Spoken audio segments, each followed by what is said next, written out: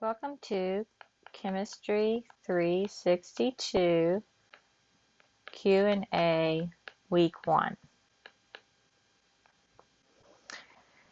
Okay, so welcome to the first week of Organic Chemistry 2.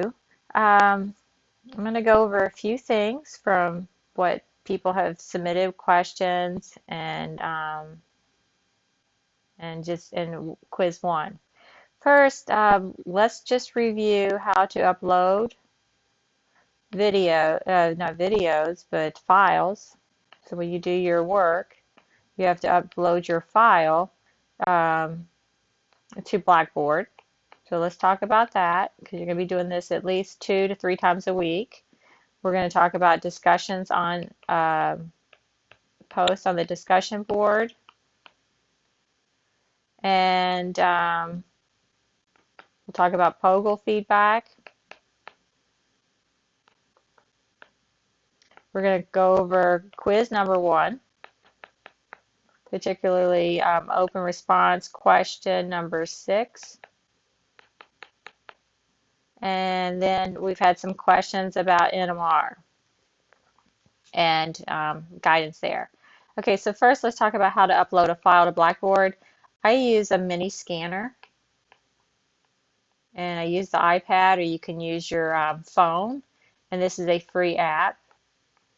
And if you download that, it can take images, and then you might see something that looks like something like this, and it's like a distorted paper clip, and this will collate the images into a single file, and then it'll make a PDF file, and then you can name that file. And you want to name that file CHE362 underscore, and then whatever it is. If it's quiz 1, open response, and then your name.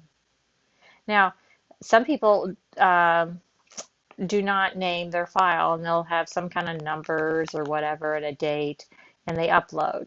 Now what I have to do is I have to then download, and I have to rename this file, and I have to make sure that I have your name right, and it just adds a lot of layers because you have one file. Okay, we have 20 students, maybe 19 students in here right now. So I have to take care of 19 files, and I have to download these files. Then I have to upload them to my grading for what I use is a GoodNotes app. And you're welcome to download the GoodNotes app for $8. And this is what allows me to write the feedback on your file. But I take your file and I upload it to OneDrive, which is kind of on the cloud. And then I have to download it to my GoodNotes app. And then I have to write on it, and then I have to save it, and then I have to re-upload it, and then I send it as an attachment on your email. So I'm doing this for 19 students. So even something as simple as naming your file with your name and what it is really helps me out a lot, and I would appreciate that. So take the time to figure out how to submit your files, because you're going to be doing this for every quiz, you're going to be doing this for every exam, and you'll be doing this for every POGL exercise. The other thing is be particular about your size of your file. So if you do use an electronic, maybe a POGL electronic book, then your file size, time you write on it electronically, gets larger and larger because it creates these layers. So I would recommend just getting out a piece of paper and drawing out the structures. You're better off anyway to redraw these structures and draw your electron flow arrows and then upload them by using the mini scanner. Because even to email, about 4 megabytes is about as big. I mean, those files can be exchanged very quickly. You get up to like 16 megabytes, then the email won't even allow me to attach them. And keep in mind, when I put on my feedback using GoodNotes, I've added another layer. So I might add a megabyte just to give you feedback. So if your file size is too large, then we're going to have problems for me to give you feedback. And I think that the feedback's important because you have your exams, and your exams are worth a lot more points and I want you to get your feedback. Also, the POGL feedback. I have that the due date is Thursdays, right? If you want feedback, my best students will send these on Monday because they want to get that POGL feedback because they know that their quizzes are going to be very similar in the open response to their POGL questions. And so they want to make sure that they're doing their formal charges correctly, they're classifying functional groups correctly, they're drawing electron flow arrows correctly. And this is the only feedback I can give you because we're not doing face-to-face. So if you get that early, you get your 25 points there for the week on your POGL, and then you can turn around and get your quiz grades. Usually the quiz grades will be closer to 20 or 25. So now you're looking at maybe 45 to 50 points for Tuesday starts for the week. So this means, though, you have to watch your videos and do a lot of stuff on Friday, Saturday, and Sunday in order to be able to hit that. But you're going to do it anyway, and so if you can do that earlier, I think that your exam scores will get better. So the other thing, we have 2 posts on discussion boards. I'm looking at the discussion boards probably once a day. I love it if people give the answers, so it's not always just me. I think you learn by teaching and learning, and we can have more of a group course here with the discussion board, and I believe everything should be rewarded. So I'm going to be looking at those discussion board posts, and if you are helping out others and you're asking questions and you check the discussion board and you post, I'm going to incorporate that into your sapling. Oh, sapling is worth 125 points this term for your online homework. So I will incorporate that. I will let you know on week 5 how that will be incorporated. So just have a presence on the discussion board, and that will help you. I will help that with a curve on your sapling points so you can get your sapling points. Okay, so we've talked about these. Now let's talk about quiz 1. We'll go over question number 6 in particular, and then I will just kind of give you another guidance on NMR because that was a question. Okay, so let's look at quiz 1. So quiz 1, we'll just do the multiple choice questions first. I usually write my own quiz questions, and people that have had me in Organic 1 know this, and you can see kind of the style of the writing. For this quiz, we had spectroscopy, and the spectroscopy questions I basically pull from a database because you can just see how they're written in the images. It's just easier. So you had multiple choice questions on spectroscopy, and then you'll probably see another 5 questions on exam 1 next week. So exam 1 next week will have probably 5 spectroscopy questions, and they will probably be pulled from a database. It'll be kind of similar. And then your final exam, you'll probably have 5 multiple choice questions or type of spectroscopy questions. And then I'm not going to talk about spectroscopy. Some of the reason why I'm not going to talk about spectroscopy much is because it's something that you have to continue to use. It's like a skill, like driving a car. You have to practice it. This is a lab skill. You learn how to characterize compounds in the laboratory when you make compounds. If you decide you want to become an organic chemist, you will learn spectroscopy, okay? I was not, I was an A student, and I liked the book. I liked learning how to make molecules and the concepts, but spectroscopy looked to me like, are you kidding me? Like all those, like you're going to tell me that this right here, it relates to this compound here?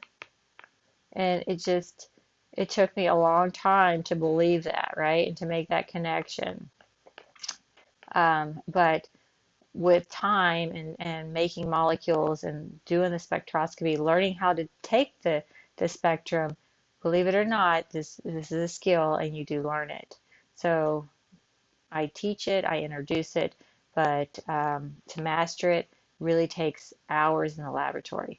And so that's why we're going to have, you have 5 more questions. It's going to hit mass spec, it's going to hit IR and NMR.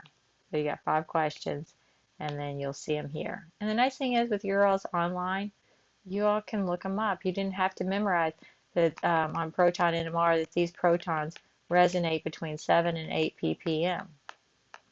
Guess what? If you're in the face-to-face class, you don't get to look that up. So you do have some advantages here.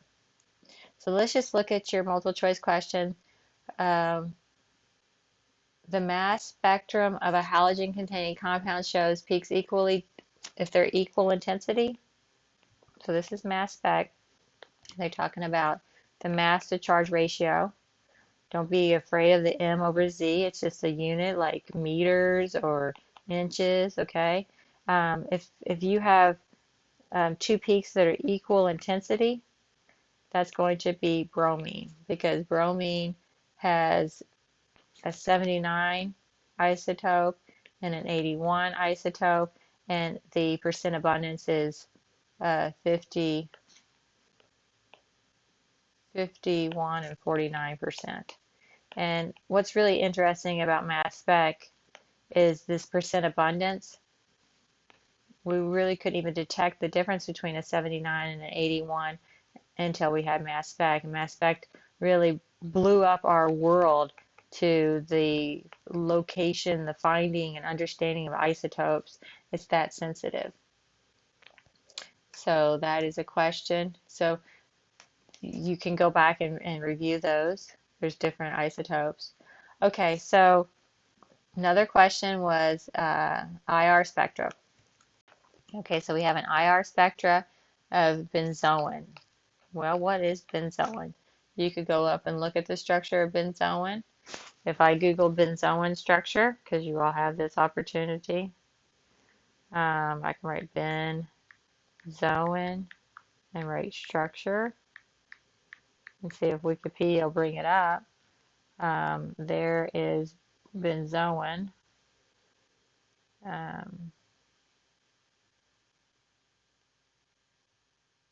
So see, the structure here shows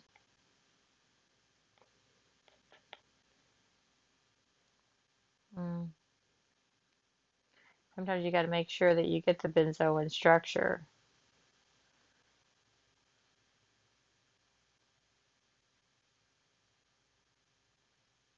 Okay, so we have an OH.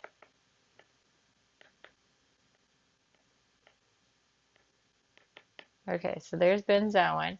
And it says label the IR peaks. So you have one that's here at 3,100 reciprocal centimeters that they wanted you to label. And then you come all the way down here and you see something here.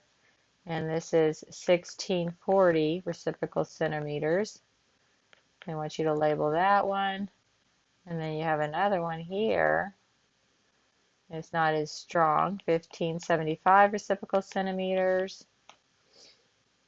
And then you have a lot of other stuff in the fingerprint area region. So we don't worry about the fingerprint region. All right, so first of all, I would look at benzoin and say, what kind of stretches do we have? What kind of functional group? Because IR tells you functional group. We have a carbonyl right here. So that would be an important. We have an OH stretch right here. And then we also have these carbon-carbon double bonds for the aromatic. And so here we have this 1575. That's going to be our carbon-carbon double bond. So that's an sp2 carbon-carbon double bond. This one here is a carbonyl, and it's conjugated, so it's going to be less than 1700. So that's your C double bond O, sp2. And then here, this is going to be the CHSP2 stretch. So that's this green one here. Our next question is more IR spectroscopy.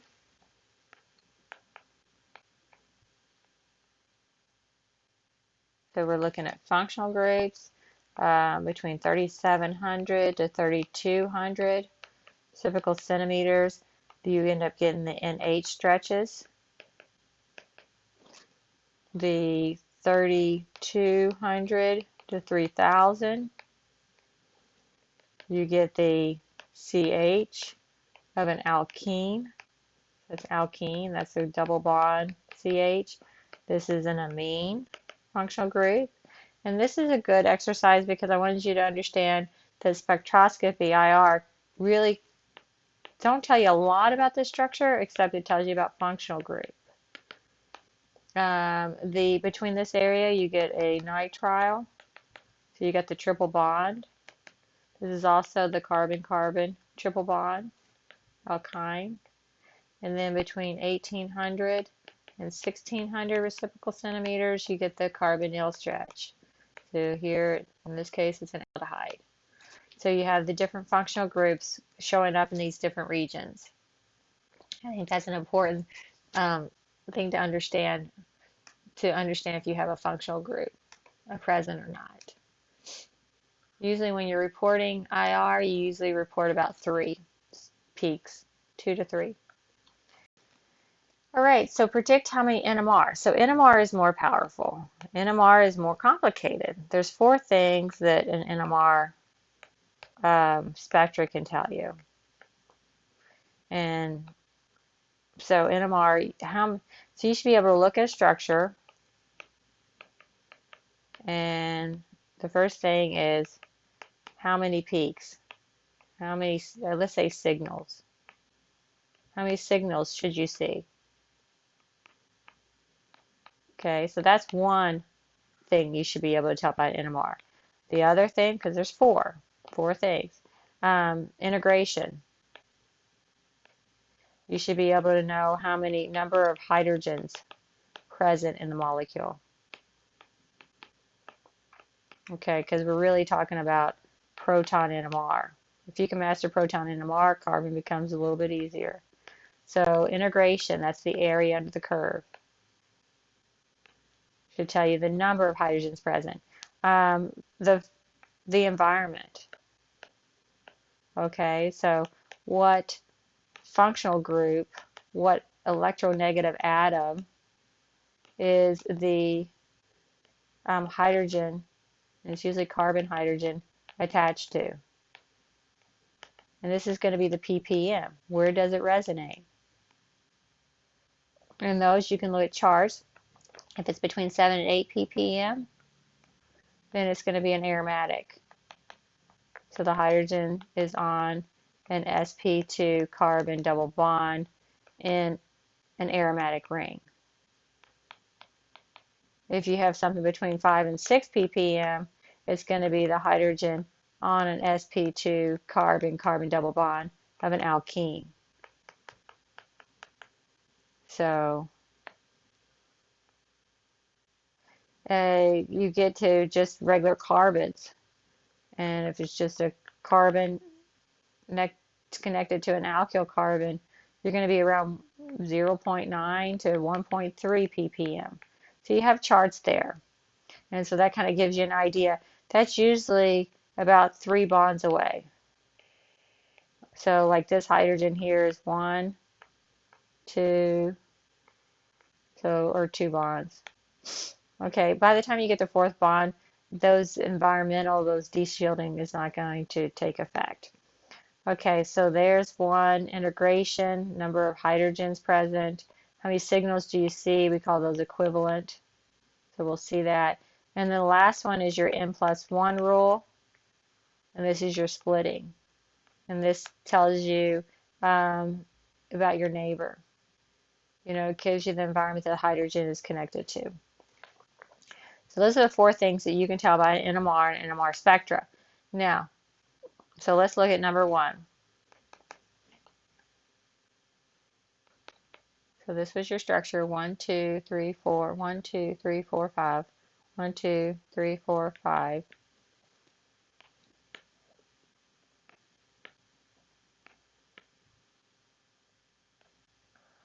All right, and then OH. Okay, so how many peaks should you see? Well, you're looking for the symmetry. This OH is the same. See the symmetry? So that's one peak. Now let's just say signal, one signal. Okay, this one here, drawing your hydrogens. These two are going to be the same because they're in the same environment. So that's one signal. And then you have these two hydrogens here, and this would be one signal. So the answer is 3 signals.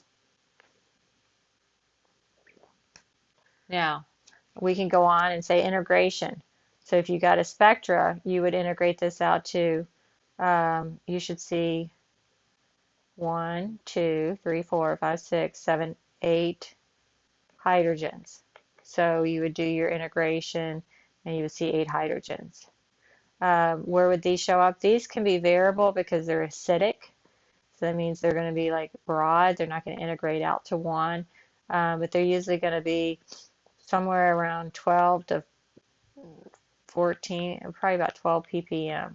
So 10 to 12 ppm because they're in a very electronegative environment. These green hydrogens, they're going to show up right next to the carbonyl. So I'd say that's probably between 2 and 3 ppm. You could look at a chart to see for sure. And then this is probably about 1.3 ppm because it's connected to just a CH2. So that's how you can tell. Splitting, these are going to be singlets. The green, so the green's neighbor, the green neighbor is blue, the 2 blue hydrogens. So what's N plus 1? 2 plus 1, triplet. So the green are going to be triplet. And then the blue has 1, 2, 3, 4 hydrogens that are green. So N plus 1 is 4 plus 1, so that's 5. So the blue would be, you could say a heptat, pentat. So it should be a splitting of 5. And that's what the next multiple choice question was about. So let's look at that.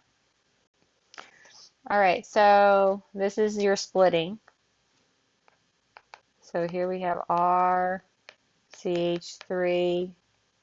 In this case, we don't know what R is. We just assume it doesn't have any hydrogens.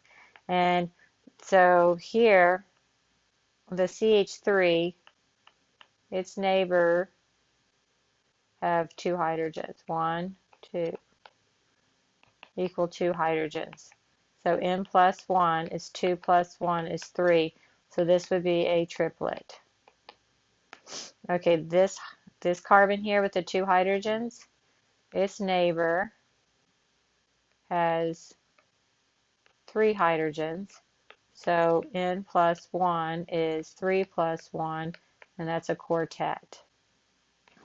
And then, so you can see that predicting the splitting pattern for A, you choose the one that has a triplet and a quartet.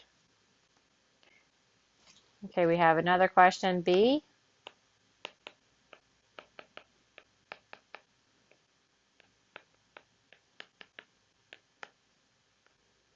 All right, so the first one here, we have these 2 hydrogens. Its neighbor has 2 hydrogens. So neighbor has 2 blue hydrogens. So N plus 1 is 2 plus 1 is 3. So this would be a triplet. Okay, so we go to the blue. Neighbor has 2 green hydrogens. So N plus 1 is 2 plus 1 is 3. So this is a triplet. So then we look for triplet, triplet. And that's the answer. Oh, I did C. Sorry, C. Okay, so C is triplet, triplet. Now let's do B. B is a CH3 here. We have an R group, which we don't know. We assume no hydrogens, and a CH3. All right, so this CH3 here, these 3 hydrogens, its neighbor has 1 hydrogen. Okay, 1 hydrogen. So neighbor has 1 hydrogen. So N plus 1 is 1 plus 1 is 2. This would be a doublet. Okay, the green hydrogen, its neighbor has 3 plus 3. So its neighbor has 6 hydrogens. So N plus 1 is 6 plus 1, and that's 7. And we call that a heptet. That's a heptet. And then we go to this CH3 here, and this CH3, its neighbor, has 1 green hydrogen. So N plus 1 is 1 plus 1 is 2, so that's a doublet. So we have a doublet, and a heptet. And so I choose the one that has a doublet and heptet. And so that is your multiple choice questions. You had all spectra questions.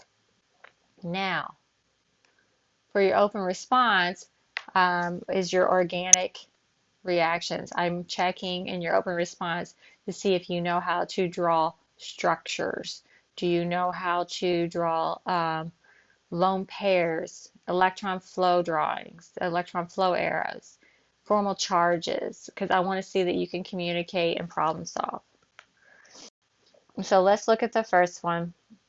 The first question shows a ketone. And the ketone is reacted with a Grignard. This is an ethyl Grignard. And the solvent that is used is ether, which is diethyl ether. And that's just a aprotic polar solvent that you would put in for Grignards. And then the second step is just, you're going to do an acid, maybe a little HCl and water in a separatory funnel workup. Now what happens here is the carbonyl has a delta positive there and a delta negative. This is your electrophile. Ketones have a nice carbonyl electrophile. You have a strong, you could put almost a full positive on the metal here, and that gives that carbon pretty much a full negative. So this is going to be your nucleophile. You always want to assign nucleophile and electrophile, so now you know you always draw your electron flow arrows from the nucleophile to your electrophile. So now we're going to draw these electron flow arrows from this carbon to that carbonyl carbon there. And so now we redraw. We have to redraw. And we're going to do a tetrahedral intermediate. So that means this carbon is going to have 4 bonds, tetrahedral intermediate. And there's no leaving group on here. This is a ketone, has no leaving group. So we're not going to reform our carbonyl like we do in the last question, question 6. Here it's just going to go and pick up some acid. I would prefer you to draw it out. I've told you before, I want to see your Lewis structures. So there we go. And then we draw our product. And that product is a tertiary alcohol. So you look at this carbon that's bonded to this oxygen, and you see how many carbons is this carbon bonded to? 1, 2, 3. That makes it a tertiary alcohol. If you have something like this carbon is bonded to how many carbons? 0 carbons. So that's a methyl alcohol. If you have something like this carbon is bonded to 1 carbon. So that's a primary. If you have something like this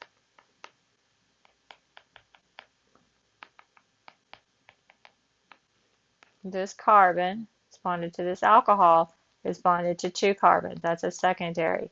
In this case, it's a tertiary. You cannot have a quaternary because for an alcohol,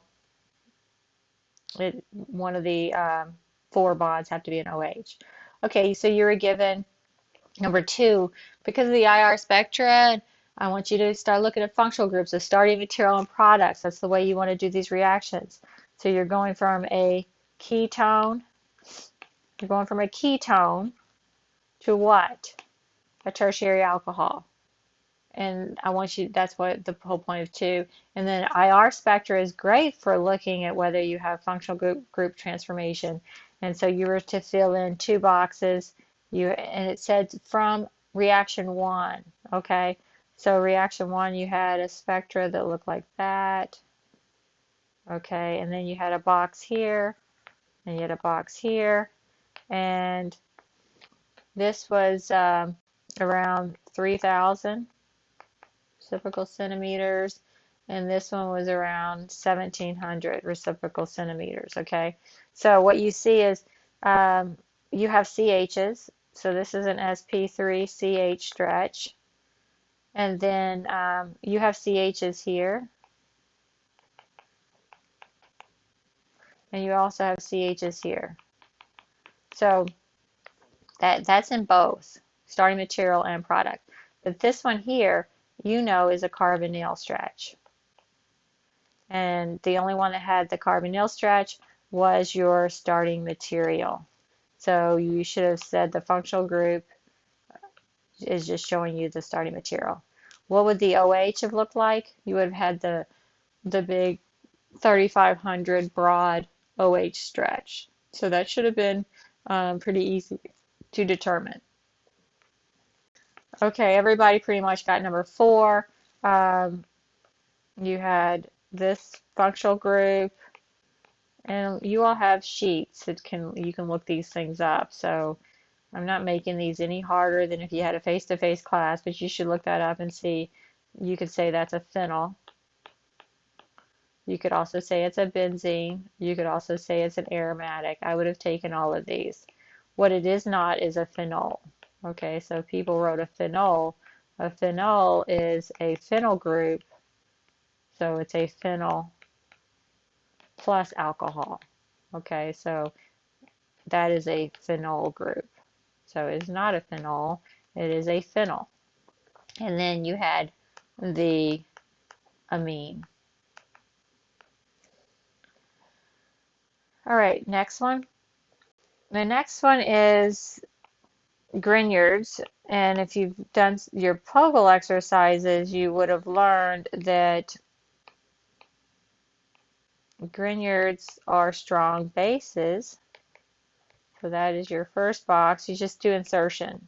I know some of you all are wanting to draw electron flow arrows here.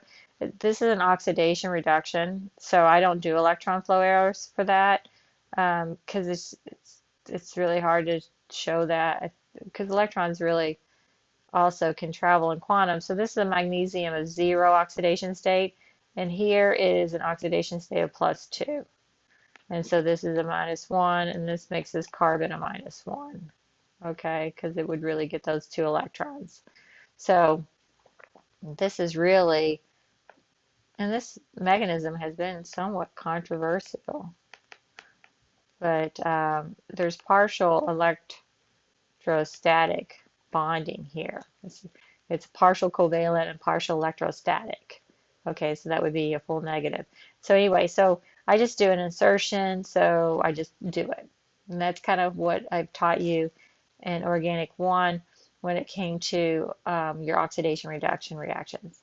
Okay, now what if you put this, excuse me, excuse me, what if you put this in an alcoholic solution?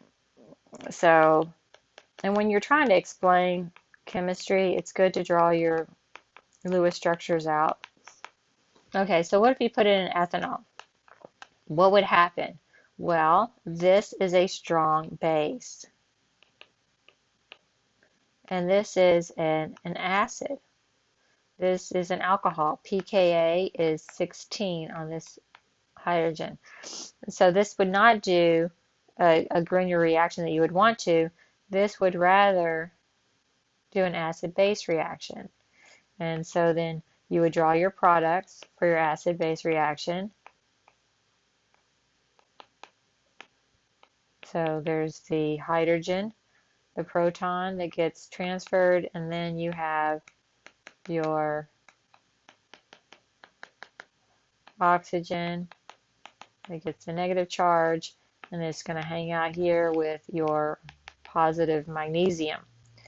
So this, and when you label, you would label this as conjugate base, you would label this as conjugate acid. Conjugate acid here has a pKa of about 35 because you have an sp2 carbon hydrogen bond.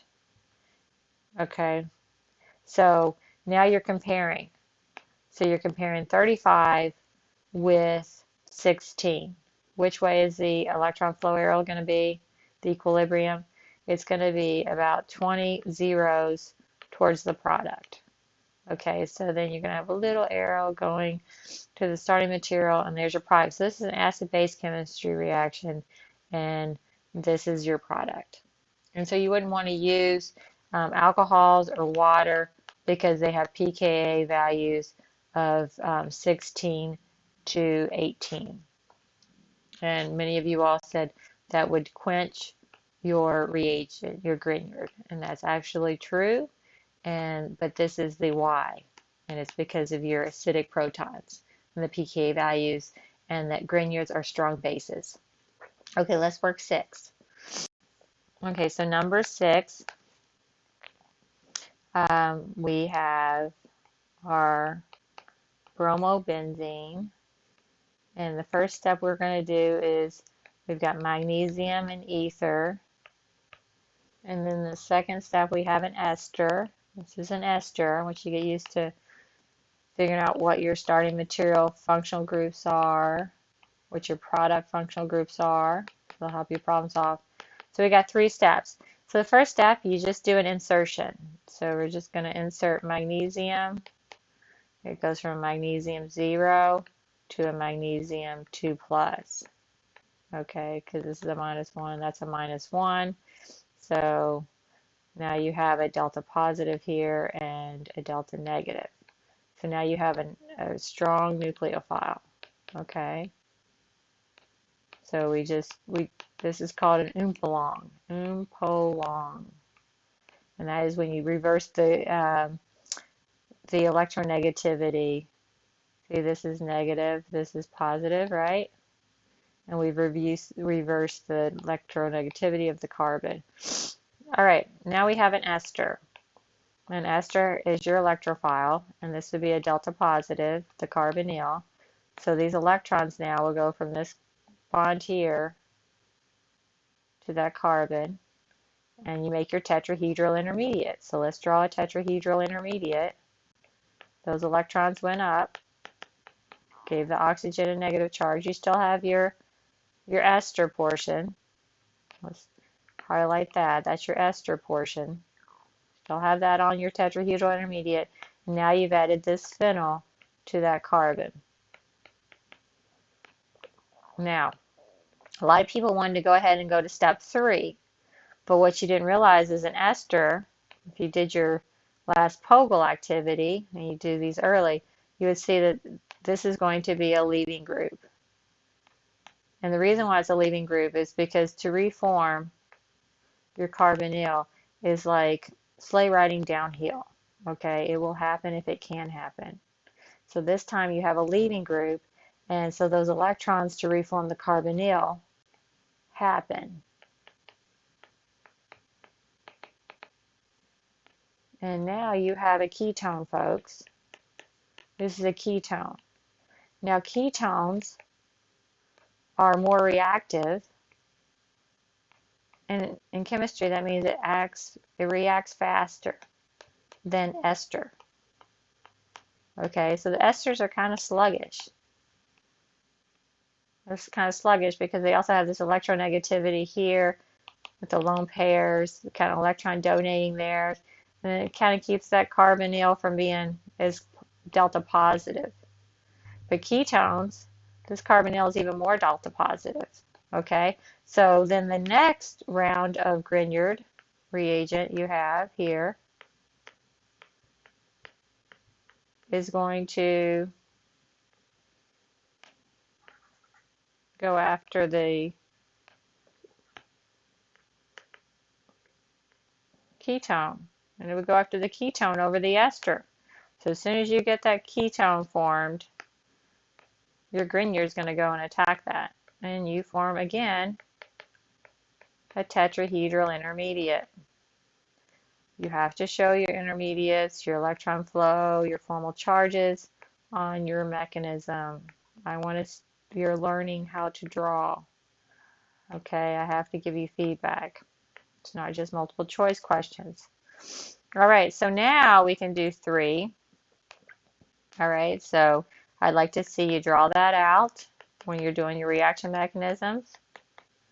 There's its Lewis structures, and then these electrons will come here and deprotonate. This is just an acid-base reaction, and you have made your alcohol. I have actually done this Grignard in the lab. It was my first 3 months with Lily, and it was the hardest Grignard I'd ever done because it is very sterically hindered and it's very challenging. I was very happy to get that Grignard to go. You can always tell when your Grignard goes. It starts, you have to do lots of Grignard tricks to get the first, it's really the first reaction that's the hardest to go right here. All right, so this is a tertiary alcohol. So we went from an ester to a ketone to a tertiary alcohol. So esters have the leading group, so do acid chlorides. So if you did this reaction with an acid chloride, which is this, you would also get the same reaction because the chloride is a good leading group. So welcome to the first week of organic chemistry, and keep sending your discussion posts and emails, and we'll get some Q&A questions for next week.